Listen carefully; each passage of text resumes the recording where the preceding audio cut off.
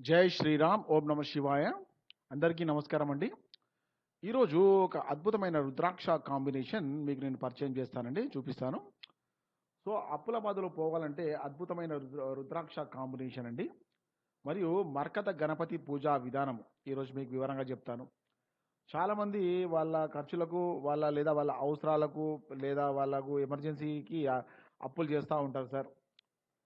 అప్పులను ఎట్లా అసలు యాక్చువల్‌గా అప్పు అంటే ఏంటిదంటే, మనకు భవిష్యత్తులో ఏదైతే ఇన్‌కమ్ వస్తుందో, ఏదైతే రాబోయే ఇన్‌కమ్‌ని మనం ముందే తీసుకుంటామన్నట్టు. ముందే అప్పుల రూపంలో తీసుకొని, మనకు నెలవారీ సాలరీ అనేది మనము కట్టడం జరుగుతుంది. సో, అది అప్పు అండి.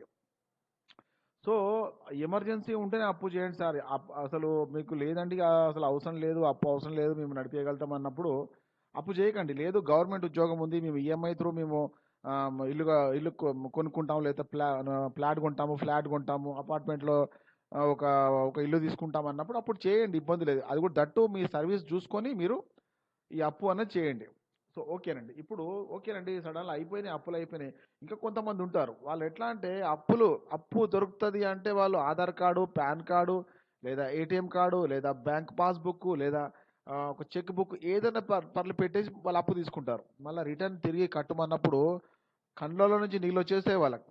సో, వడ్డీ కట్టమంటే కూడా అట్లాగే ఉంటది. సో, అట్లాంటి వాళ్ళకు ఫైనల్‌గా ఇట్లాంటి ఇప్పుడు ఏదో రుద్రాక్ష కాంబినేషన్ చెప్పినో ఇట్లాంటిది పనిచేయదు సార్. అస్సలు పనిచేయదు. ఎందుకంటే వాళ్ళ జాతకంలో బుధగ్రహం అనేది కంబస్ట్ అయి ఉంటది. గుర్తుపెట్టుకోండి. జాతకంలో బుధగ్రహం అనేది వాళ్ళకు అస్తంగతుడు అయి ఉంటాడు. అంతే, వాళ్ళకు తెలివితేటలు ఉండవన్నట్టు. ఎవరైతే అప్పులు చేస్తారో అట్లా ఇప్పుడు ఇప్పుడు నేను చెప్పిన విధానంతో అప్పులు ఎవరైతే చేస్తారో వాళ్ళకి బుధగ్రహం ప్రాబ్లమ్ ఉంటది. సో, వాళ్ళు ఇంకొకటి కూడా చేస్తారండి. వాళ్ళకు 8 ఒక్కటేసారి గుర్తుపెట్టుకోండి. మన జన్మ కుండలిలో 3, 6, 8, 12లో గ్రహాలొచ్చినాయంటే అన్ని కష్టాలే ఉంటాయండి. ఒకటే చెప్తా ఉన్నాను. అన్ని కష్టాలే ఉంటాయి. సో, ఎక్కువ మటుకు ఇప్పుడు 3 సేల్ ఆఫ్ ప్రాపర్టీ, ఉన్న ఆస్తులు అమ్ముకుంటారు. 6 రుణ రోగ శత్రుస్థానం, అంటే రుణంలో వాళ్ళు అప్పులు చేస్తారు. ఈఎంఐలు పెట్టుకుంటారు. పెద్ద పెద్ద ఈఎంఐలు పెట్టుకుంటారు. ఇన్ కేస్ ఇప్పుడు 6లో శని ఉన్నాడు సార్. వాళ్ళ ఈఎంఐ చాలా లాంగ్ ఉంటుంది. 30 ఏళ్ళు కూడా ఉంటుంది. ఉంటే ఒక్కొక్కసారి 20 ఏళ్ళు, 25 ఏళ్ళు కూడా వాళ్ళకి ఈఎంఐ ఉండే అవకాశం ఉంటుంది. సో, 8 ఉన్నది. 8 ఏంటిదంటే అదృష్టమో, దురదృష్టమో, అవమానానికి సంబంధించినటువంటి స్థానం అది. సో, అది చాలా డేంజర్ ప్లేస్ అది 8. మన పర్సనల్ సీక్రెట్స్ కూడా 8లో ఉంటాయన్నాడు. ఇంకా 12 అంటే చెప్పాల్సిన అవసరం లేదు. వ్యయం అన్ని ఖర్చులే ఇంకా. అందుకోసమే 12లో గ్రహాలుంటే మీరు ఉన్న ఊరి కంటే వేరే ఊర్లో ఉండమని చెప్తారు ఆస్ట్రాలజర్స్. ఉన్న ఊర్లో ఉండకండి, మీరు ఊరు వదిలిపెట్టి పొండి. మీకు అద్భుతమైన ఫలితం వస్తది అని చెప్తా. ఓకేనండి. ఇప్పుడు ఎవరికైతే చెప్తా ఉన్నానో అప్పుల బాధలు పోవాలంటే అద్భుతమైన రుద్రాక్ష కాంబినేషన్ ఇది ఎవరికి పనిచేస్తుందంటే, సిన్సియర్‌గా ఎవరైతే అప్పులు తీసుకొని వాళ్ళు కట్టలేని పరిస్థితిలో వాళ్ళు ఎన్నో ఇబ్బందులు పడతా ఉంటారో, వాళ్ళకి కాంబినేషన్ అన్నది చాలా ఒక అద్భుతంగా పనిచేస్తదండి. So, okay sir. ఇప్పుడు నేను మీకు కాంబినేషన్ చూపిస్తాను. ఇప్పుడు కాంబినేషన్ వచ్చేసి 6 ముఖాల రుద్రాక్ష, 7 ముఖాల రుద్రాక్ష, మరియు 8 ముఖాల రుద్రాక్ష, మరియు 12 ముఖాల రుద్రాక్ష, మరియు మరకత గణపతి పూజ. ఓకేనండి. ఇక్కడ నేను మరకత గణపతిని కూడా చూపించాను. ఇప్పుడు మీకు ఎక్స్‌ప్లెయిన్ చేస్తాను. 6 ముఖాల రుద్రాక్ష. 6 ముఖాల రుద్రాక్ష ఇది శుక్రునికి సంబంధించినటువంటి రుద్రాక్ష. కార్తికేయ స్వరూపము అంటారు. సో, ఎట్లా ఉంటదంటే ఒక అద్భుతమైన రుద్రాక్ష సార్ ఇది. మనకు ఏ పని చేసినా అన్ని పనులలో సక్సెస్ రావడం గానీ, మనకు డబ్బులు రావడం గానీ, లగ్జరీ లైఫ్ రావడం గానీ, ఇప్పుడు మన జన్మకుండలిలో 6వ స్థానము మన సర్వీస్‌ను చూపిస్తుంది. అంటే మన సర్వీస్ అసలు సర్వీస్ ఏం చేస్తాము, అసలు జీవితంలో ఎట్లా ముందుకు పోతామని చూపిస్తా ఉంటది. ఓకేనండి. అంటే ఇదో కాంబినేషన్. ఇంకొకటి 7 ముఖాల రుద్రాక్ష. మహాలక్ష్మి స్వరూపం అండి. 7 ముఖాల రుద్రాక్ష శని బాధల నుండి మనల్ని బయటికి తీసుకొస్తుంది. అష్టమ శని, అర్ధాష్టమ శని, లేదా ఏలినాటి శని, లేదా శని రాంగ్ ప్లేస్‌మెంట్‌లో మన జన్మ కుండలిలో ఉన్నా గూడా, అంటే ఇప్పుడు 12లో ఉంటే వ్యయమే కదా సార్. మొత్తం ఇంకా పోయినట్టే కదా! సో, అట్లా ఉన్నా గూడా ఈ 7 ముఖాల రుద్రాక్ష అనేది అద్భుతమైన ఫలితాలు ఇస్తది. అంటే ఎందుకు చెప్తా ఉన్నా అంటే 3, 6, 8, 12 భావాలలో ఏదన్నా గ్రహము, అది కూడా ఏదైనా శుభగ్రహం పడితే ఆ శుభగ్రహానికి సంబంధించినటువంటి ఫలితం అనేది మనకు రాదండి. అసలు మాక్సిమం రాదు. సో, దానికోసం అని చెప్పి ఇక్కడ నేను కాంబినేషన్ చూపిస్తా ఉన్నా. ఇంకొకటి 8 ముఖాల రుద్రాక్ష. 8 ముఖాల రుద్రాక్ష ఇది గణపతి స్వరూపం సార్. గణపతి స్వరూపం. ఎట్లా అంటే ఎటువంటి విఘ్నాలు లేకుండా ఉంటది. ఇంకోటి ఏంటిదంటే ఇప్పుడు 8 ముఖాల రుద్రాక్షకు అధిపతి వచ్చేసి మనకు రాహు గ్రహం అవుతారండి. ఇప్పుడు గ్రహాలలో రాహు గ్రహం. అధిదేవత వచ్చి గణపతి, అమ్మవారు. ఓకేనండి. ఇప్పుడు 8 ముఖాల రుద్రాక్ష ఎట్లా ఉంటదంటే, ఆకస్మిక ధనలాభాలు వస్తాయి కదా సార్. 8వ స్థానం అంటే అదృష్టం కదా! అదృష్టమో, దురదృష్టమో, అవమానం. అంటే ఇప్పుడు లాటరీస్ ఏస్తారు కదా సార్. ఇప్పుడు సడన్‌గా లాటరీ వచ్చిందండి, లేదా ఎక్కడనో గుప్త నిధులు దొరికినాయండి అంటారు కదా! సో దానికి ఈ 8 ముఖాల రుద్రాక్ష చాలా అద్భుతంగా పనిచేయడం మనము గమనించవచ్చు. సో ఇంకొకటి ఆకస్మిక ధనం కూడా వస్తుందండి. సడన్గా ఎప్పుడో ఏదో ఓల్డ్ డబ్బులు ఉన్నాయండి, అవి ఇంకా నాకు రాలేదు సార్ అన్నప్పుడు సడన్గా గోమేధికం పెట్టుకుని డబ్బులు వస్తాయి కొంతమందికి. ఇప్పుడు ఏదైతే 8 ముఖాల రుద్రాక్ష ఉందో ఆ రుద్రాక్ష వాళ్ళు మెడలో ధారణ చేయగానే వాళ్ళకి ఆటోమేటిక్ డబ్బులు రావడం అనేది మనము గమనించవచ్చు. అంటే రావు గ్రహం ఇస్తాడు అన్నట్టు, ఇక్కడ రావు గ్రహం. ఓకేనండి. నెక్స్ట్ వచ్చేసి 12 ముఖాల రుద్రాక్ష. మన జన్మ కుండలిలో 12వ స్థానం ఎప్పుడైతే వ్యయ స్థానం అంటాము. సో అక్కడ ఏదైతే రాంగ్ ప్లానెట్ ప్లేస్మెంట్ అవుతుందో అప్పుడు ఖచ్చితంగా మన ధనం అన్నదంతా పోవడం జరుగుతుంది. ప్రాపర్టీ పోవడం కానీ, ధనం పోవడం కానీ, బంగారం పోవడం కానీ, భయంకరంగా లాసెస్ కావడం కానీ, అంటే వ్యయం కదా సార్, ఖర్చు కదా. ఇప్పుడు అక్కడ గురువు ఉంటే ఏమవుతుంది, శుభ ఖర్చులు అశుభ ఖర్చులు ఉంటాయి. ఇప్పుడు ఇన్ కేసు అక్కడ శని ఉంటే ఏమవుతుంది, మీకు మ్యాక్సిమం టు మ్యాక్సిమం ఏమైనా పనిష్మెంట్స్ దొరికే అవకాశం ఉంటుంది. ఆడ శని ఉన్నా సూర్యుడు ఉన్నా ఏదైనా పనిష్మెంట్స్, గవర్నమెంట్ పనిష్మెంట్స్ కానీ, కారాగారం కానీ అట్లాంటివి ఏమైనా వచ్చే ఛాన్సెస్ ఉంటాయి. ఎందుకంటే అక్కడ మనకు 12వ స్థానంలో ఇప్పుడు అక్కడ ఎవరు ఉంటారు, శని ఉంటాడు.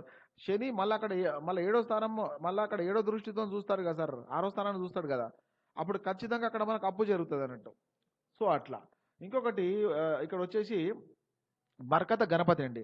మరకత గణపతి ఎట్లా ఉంటుంది సార్, ఇప్పుడు ఒరిజినల్ మరకత గణపతి అంటే పచ్చ అంటాం కదా సార్, జాతి పచ్చ స్టోన్ పైన చెక్కినటువంటి గణపతిని మనము పూజించుకోవాలి. ఎట్లా పూజించాలో కూడా చెప్తాను. ఫస్ట్ ఆఫ్ ఆల్ ఇప్పుడు ఏవైతే కాంబినేషన్ ఆఫ్ రుద్రాక్షాలు ఉన్నాయో, ఈ రుద్రాక్షలు 6, 7, 8 మరియు 12 ముఖాల రుద్రాక్ష, 6, 7, 8 మరియు 12 ముఖాల రుద్రాక్షను మనము శివాలయంలో రుద్రాభిషేకం చేసుకున్న తర్వాత మనం ఏదన్నా సోమవారం రోజు మనము ధారణ చేసుకుంటే అద్భుతమైన ఫలితాలు మనకు వస్తాయి. ఇంకోటి మరకత గణపతి పూజ ఎట్లా చేయాలన్నా కూడా మీకు చూపిస్తాను. మరకత గణపతి పాలు, పెరుగు, తేనె, నెయ్యి, చక్కెరతో మనము అభిషేకం చేసుకోవాలి. ఆవు పాలతో అభిషేకం చేసుకున్న తదుపరి గణపతిని మనం ఇంట్లో పెట్టుకోవాలి. ఇంట్లో పెట్టుకొని స్వామివారికి ఒక బెల్లం నైవేద్యం వేయాలి, ఒక కొబ్బరికాయ స్వామివారి ముందు మనము నైవేద్యం వేయాలి. తదుపరి ఏం చేయాలంటే సార్, మట్టి ప్రమిదలు తీసుకోవాలి. మట్టి ప్రమిదలు అంటే ఇప్పుడు దీపంతాలు ఉంటాయి కదా సార్, దీపంతాలు అంటారు కదా, అట్లా మట్టి ప్రమిదలు తీసుకొని ఆవు నెయ్యితో దీపారాధన చేయవలసి ఉంటుంది. స్వామివారి ముందు ఆవు నెయ్యితో దీపారాధన చేయాలి. దట్టు ఒక 3 months కంటిన్యూగా చేయాలి సార్. 3 monthsగా కంటిన్యూగా చేస్తే మనకు ఒక అద్భుతం అనేది మనకు కనిపిస్తుంది. మనకున్న అప్పులు కానీ, లేదా మనకు ఫైనాన్షియల్ ట్రబుల్స్ కానీ, లేదా మానసిక ఆందోళనలు కానీ, లేదా ఇప్పుడు శత్రు బాధలు కానీ, రుణ బాధలు కానీ, లేదా ఎటువంటి డిసీజెస్ ఉంటాయి కదా సార్. చాలామందికి ఇప్పుడు బుధగ్రహం వీక్ ఉంటుంది. చాలా మందికి బుధుడు అస్తంగతుడు అవుతాడు, అంటే బుధుడు కంపోస్ట్ అవుతాడు. అట్లాంటి వాళ్ళకి ఎట్లా ఉంటుంది అంటే వాళ్ళకి ఇచ్చింగ్ ప్రాబ్లమ్స్ ఉంటాయి. ఇప్పుడు ఇచ్చింగ్ ఉంటుంది, ప్రైవేట్ ఏరియాలో ఇచ్చింగ్ కానీ. ఎప్పుడైతే బుధగ్రహం వీక్ ఉంటుందో మనకు కమ్యూనికేషన్ ప్రాబ్లం రావడం కానీ, ఇచ్చింగ్ ప్రాబ్లం రావడం కానీ, లేదా నరాలకు సంబంధించినటువంటి ప్రాబ్లం రావడం కానీ మనము గమనించవచ్చు. సో అప్పుడు మనం అట్లా ఇప్పుడు గణపతిని పెట్టుకొని పూజించుకుంటే ఏమవుతుందంటే ఆటోమేటిక్ ఆ ప్రాబ్లమ్స్ అన్నీ ఆటోమేటిక్ మనకు వెళ్ళిపోవడం మనమే గమనించవచ్చు అన్నట్టు. సో అది అట్లా మనం ఒక 3 months పూజించుకోవాలండి. 3 months పూజించుకుంటే ఒక అద్భుతమైన ఒక ఫలితం మాత్రం రావడం మనం గమనించవచ్చు. ఇంకొకటి ఇప్పుడు ఇక్కడ 7 ముఖాల రుద్రాక్ష ఉంది సార్. 7 ముఖాల రుద్రాక్ష మనకు మహాలక్ష్మి స్వరూపము అన్నాం. ఎక్కడనైతే ఈ 7 ముఖాల రుద్రాక్ష ఉంటుందో అక్కడ డబ్బుకు లోటు ఉండదు. ఒకటి చెప్తా ఉన్నాను సార్, డబ్బుకు లోటు ఉండదు. ఎందుకంటే డబ్బులు ఇచ్చేవాడు శని భగవానుడు ఇస్తాడు. డబ్బులు పైసలు ఎవరు ఇస్తారండి, డబ్బులు ఎవరు ఇస్తారంటే శని భగవానుడు ఇస్తాడు. ఎందుకంటే కాలపురుష చక్రం ప్రకారం వచ్చేసి మనకు శని భగవానుడు 10కి మన 10వ స్థానానికి 11వ స్థానానికి అధిపతి అయ్యాడు. 10 అంటే మన వృత్తి ఉద్యోగ వ్యాపార స్థానం అంటే కర్మస్థానము, 11 అంటే మన లాభస్థానము. సో దానికి అధిపతి అయినాడు కాబట్టి శని భగవానికి సంబంధించినటువంటి రుద్రాక్ష మనం ధరిస్తే మనకు కంపల్సరీగా విజయం అన్నది మనల్ని వరిస్తుంది. సో ఇంకోటి ఏంటంటే నిష్టగా ఎట్లా ఉండాలా, ఈ రుద్రాక్ష వేసుకున్న తర్వాత ఎట్లా ఉండాలి ఏంటిది అన్నది ఒక నియమాలు చెప్తాను సార్ నేను. ఈ నియమాలు ఏం లేవు. మీరు ఖచ్చితంగా పొద్దున స్నానం చేసుకున్నాక పూజలు అవన్నీ అయిపోయిన తర్వాత మీరు ఈ రుద్రాక్షను మెడలో ధారణ చేసుకొని తదుపరి మీ పనులకు మీరు వెళ్ళిపోండి. మళ్ళా సాయంత్రం ఇంటికి వచ్చినాక ఖచ్చితంగా పడుకునేటప్పుడు ఈ రుద్రాక్షను తీయవలసి ఉంటుంది. లేదు నాన్ వెజ్ తింటున్నాం సార్ మేము, ఎక్కడన్నా బయట తినవలసి వచ్చింది, లేదు మీరు నిష్టగా ఉంటా అంటే రుద్రాక్షను తీసి పెట్టేసి తినొచ్చు, ఇబ్బంది ఏం లేదు. మళ్ళీ తదుపరి తలస్నానం చేసుకున్న తదుపరి మీరు వేసుకోవాలి అంతే. సో ఇంకోటి ఈ రుద్రాక్షను ధరించేటప్పుడు కంపల్సరీగా మీరు రుద్రాభిషేకం చేసుకున్న తర్వాతనే మీరు ధరించాలి. ఇంకొకటి లేదు మేము రుద్రాక్ష గురుగారు రుద్రాక్ష అని చెప్పి మేము రుద్రాక్ష కాంబినేషన్ వేసుకున్నాము మళ్ళీ మేము అప్పులు చేస్తామంటే అట్లా ఉండదు సార్. ఇంకా మీకంటూ ఒక నాలెడ్జ్ వస్తుంది అన్నట్టు, మీకంటూ తెలివితేటలు వచ్చేస్తాయి. సో ఇప్పుడు అప్పు చేస్తూ ఉన్నాను, మళ్ళీ అప్పు తీర్చే అవకాశం నాకు ఆ భగవంతుడు కలిగిస్తూ ఉన్నాడు. సో అప్పుడు ఏం చేయాలండి, ఇమ్మీడియట్గా అప్పులను అక్కడితో కట్ ఆఫ్ చేసుకోండి. ఇంకా అట్లా కంటిన్యూ చేసుకుంటే అది మీకే ప్రాబ్లం అవుతుంది కదా సార్. ఎప్పుడైనా అప్పు చేసే ముందు అది అవసరమా అని చూసుకోండి. అవసరమా, ఈ అప్పు అవసరమా? అప్పు అంటే ఏంటి, అసలు అప్పు ఒక్కసారి అప్పు వచ్చిందంటే సార్ జీవితంలో మనల్ని మొత్తానికే ముంచేస్తుంది, గుర్తుపెట్టుకోండి. ఎందుకంటే ఇప్పుడు ఈఎంఐలు ఉంటాయి, ఇప్పుడు బ్యాంక్ ఈఎంఐలు ఉంటాయి, వాడు కట్టకుండా ఊకుంటాడండి? లేదు, ప్రైవేట్లో రూ. 3, రూ. 4, రూ. 5 లెక్క తీసుకున్నారు వడ్డీకి, వాళ్ళకి వడ్డీ కట్టకుండా ఊకుంటారండి? ఎవరైనా రూపాయి వాళ్ళు ఆశించే ఇస్తారు తప్ప ఉట్టిగా అయితే ఎవరు ఇవ్వరు కదా. సో అట్లా లేదు, లేదు ఇన్ కేస్ జన్మజాతకంలో 12లో శని ఉన్నాడండి అని చెప్పారనుకోండి, ఖచ్చితంగా వాళ్ళు పోలీస్ స్టేషన్ పోవాల్సి వస్తుంది. ఖచ్చితంగా వాళ్ళు పోలీస్ స్టేషన్ గడప తొక్కవలసిన పరిస్థితి ఏర్పడుతుంది. ఎందుకు ఏర్పడుతుంది అంటే ఈ అప్పుల వల్ల ఏర్పడుతుంది. ఇంకొకటి సార్, ఒక్కటి గుర్తుపెట్టుకోండి, అప్పులు చంద్రరావుల కలయిక కూడా అప్పులకు చాలా నంబర్ 1 అండి. చంద్రుడు రావు గ్రహం ఎక్కడైతే ఉంటారో, ఫర్ ఎగ్జాంపుల్ 10వ స్థానం, లగ్నం నుండి 10వ స్థానం, అంటే ఇప్పుడు తులా లగ్నానికి 10వ స్థానం వచ్చేసి కర్కాటకమైంది. కర్కాటకంలో చంద్రరావుల కలయిక వచ్చింది అనుకోండి.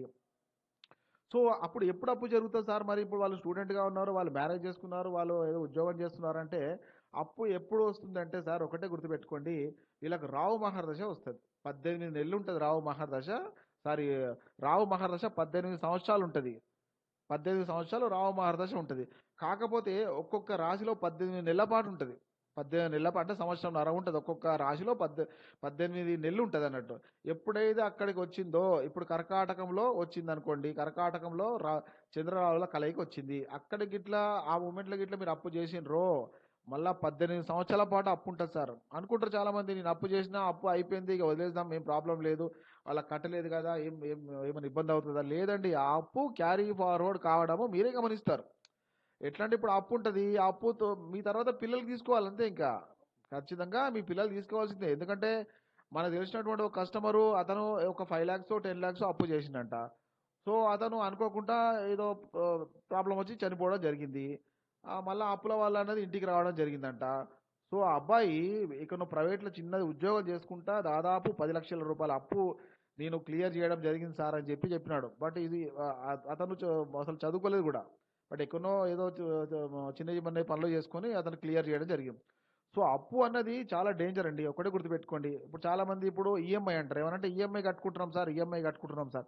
ఆ ఈఎంఐ ఎందుకు కడుతున్నారు సార్? అసలు అవసరమా మీకు? అవసరం ఉంటేనే చేయండి, అవసరం లేదంటే డోంట్ గో ఫర్ అప్పులు, డోంట్ గో ఫర్ డెబిట్స్. విన్నారా సార్? ఎప్పుడైతే మీరు అప్పుల జోలికి పోయినారో అప్పులు మిమ్మల్ని మింగేస్తాయి, జాగ్రత్త. ఎందుకు చెప్తా ఉన్నా అంటే, నా దగ్గరకు వచ్చే కస్టమర్స్, మ్యాక్సిమం కస్టమర్స్ ప్రతి ఒక్కరు అదే అంటారు, సార్ అప్పులు ఉన్నది సార్, అప్పు ఉన్నది సార్, 10 లక్షలు 20 లక్షలు అప్పు ఉంది సార్, ఎట్లా తీరవాలో అసలు అర్థం కావట్లేదు సార్. ఈ అప్పులతో మెంటల్ టెన్షన్లు సార్, మీకు చెప్పాలంటే మెంటల్ టెన్షన్లు, నిద్ర పట్టదు, ఎప్పుడు వాడు ఫోన్ చేస్తాడో తెలియదు. ఒక్క నెల ఈఎంఐ కట్టకపోతే నెక్స్ట్ మంత్ అదే ఈఎంఐ మీకు ఒక పెద్ద పర్వతంలా కనిపిస్తుంది. లేదు, ఆ వ్యక్తి దగ్గరికి వెళ్ళి ఫోన్ వచ్చింది, ఫోన్ రాగానే అసలు మీ మైండ్ సెట్ మొత్తం డిస్టర్బెన్స్ అయిపోతుంది. ఫ్యామిలీతో గొడవలు ఉంటాయి, బయట వాళ్ళతో గొడవలు ఉంటాయి. ఓకేనా సార్? ఇంకొకటి, ఈ అప్పులు కూడా ఎందుకు జరుగుతున్నాయి ఇట్లా? ఇప్పుడు మామూలుగా అసలు చాలా మందికి అంటే ఒకప్పుడు అప్పులు లేకుండే, ఈఎంఐ లేకుండే, ఇప్పుడు ఎందుకంత అప్పుల బాధలు పడతా ఉన్నారు జనాలు అంటే దానికి కూడా ఒక కారణం ఉంది సార్. చెప్పాలంటే మన ఇంట్లో ఉప్పు వాడతాం కదండి, ఉప్పు, కల్లుప్పు కానీ సన్నుప్పు కానీ వాడతాం కదా సార్.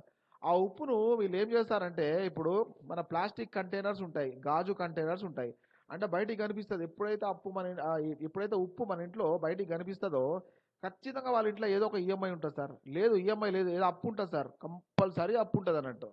సో అప్పుడు ఏం చేయాలంటే, జాడీలు ఉంటాయి కదా సార్, జాడీలు, మన పూర్వీకులు జాడీలు అనేవాళ్ళు, ఆ జాడీలలో పోసుకోండి ఉప్పు. ఇంకోటి, మన డైనింగ్ టేబుల్ మీద చిన్న ప్లాస్టిక్ డబ్బాలో ఉప్పు పెడతారు, సన్నుప్పు పెడతారు. అట్లా పెట్టొద్దండి, అట్లా పెడితే కూడా అప్పులు అవుతాయి. అప్పులకు మూల కారణం ఉప్పే సార్, ఉప్పే. ఉప్పు ఎప్పుడైనా కనిపించొద్దు. ఉప్పు ఎంత గోప్యంగా ఉంటుందో మన ఇంట్లో ఉన్న ధనం కూడా అంత గోప్యంగా ఉంటుంది. ఎప్పుడైతే ఉప్పు బయట కనిపించిందో పబ్లిక్ అంతా తెలిసిపోతుంది అన్నట్టు, వీళ్ళ దగ్గర ఎన్నో అప్పులు ఉన్నాయి, వీళ్ళకి ప్రాబ్లమ్స్ ఉన్నాయి.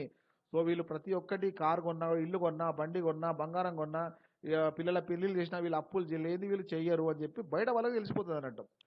సో ఇంట్లో ఉన్న ఉప్పు ఏమైనా ఉంటే సార్, అట్లా ఇట్లా ఉప్పు ఉంటే దాన్ని జాడీలు కొనుక్కొని జాడీలలో వేసుకోండి. కానీ ఈ ప్లాస్టిక్ కంటైనర్లు, గాజు కంటైనర్లలో ఉప్పు పెట్టకండి. ఇంకోటి, డైనింగ్ టేబుల్ పైన కూడా ఉప్పు పెట్టే విధానం అనేది కరెక్ట్ కాదండి, ఆలోచించండి. ఇది కరెక్ట్ అనుకుంటే అది ఫాలో అవ్వండి అంతే. ఇంకా థ్యాంక్ యూ అండి, థ్యాంక్ యూ ఫర్ వాచింగ్. ఇంకొకటి, నేను వీడియోలు చాలా రోజులు అయింది, 1 month అయింది వీడియోలు చేయక. సార్ ప్రాబ్లం ఏంటి? ఏం లేదండి, చాలామంది ఫోన్లు చేసి అడుగుతూ ఉన్నారు, వాట్సాప్లో అడుగుతూ ఉన్నారు. అసలు ప్రాబ్లం ఏంటిదంటే నా దగ్గర టెక్నాలజీ లేదండి. టెక్నాలజీ లేకపోవడం వల్ల నేను ఈ వీడియోలు చేయలేకపోతా ఉన్నాను తప్ప, లేకపోతే నేను ప్రతి ఒక్క గ్రహం కోసం నేను చాలా ఇంకా మంచిగా ఎక్స్‌ప్లెయిన్ చేసే ప్రయత్నం చేస్తాను. థ్యాంక్ యూ అండి. Thank you very much.